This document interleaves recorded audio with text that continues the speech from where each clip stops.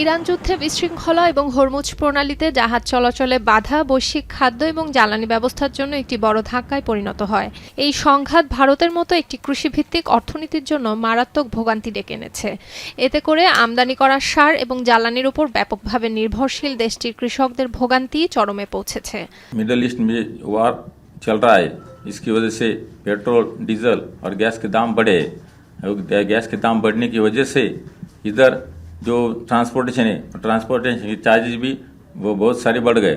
और वो transportation charge बढ़ने से इधर जो खेती में जो काम करने वाले ट्रैक्टर है और जो लोग है उनके भी चार्जेस बहुत सारे बढ़ गए। ভিটামিন ই ও সি সিরাম 8টি প্রাকৃতিক অয়েল সমৃদ্ধ লিলি সিরাম অয়েল, যা চুল পড়া কমায় মাত্র 30 দিনে।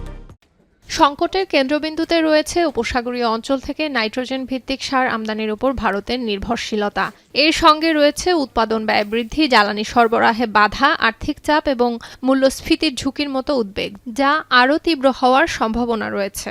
शॉर्टेज आती भी है तो जिम्मेदार को बीजने में दिक्कत आएगी, उसकी फसल कम निकलेगी, मंडी में भी कम आएगी।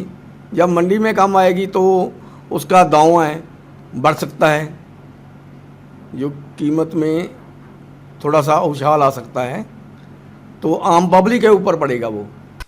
হরমুজ দিয়ে ভারত বেশিরভাগ ইউরিয়া ও অ্যামোনিয়া সার এবং তরলীকৃত প্রাকৃতিক গ্যাস সংগ্রহ করে থাকে।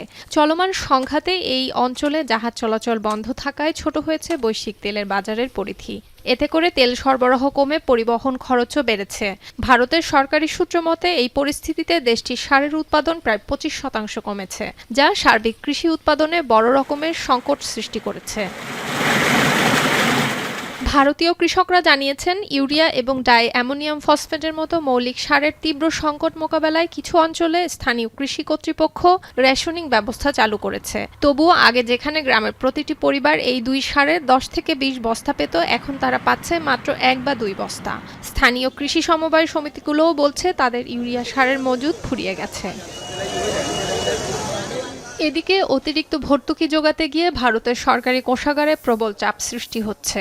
গম সহ গুরুত্বপূর্ণ ফসল উৎপাদনের খরচ বৃদ্ধির কারণে বাজারে খাদ্য মূল্যস্ফীতি বাড়ার বড় রকমের ঝুঁকি দেখা দিয়েছে।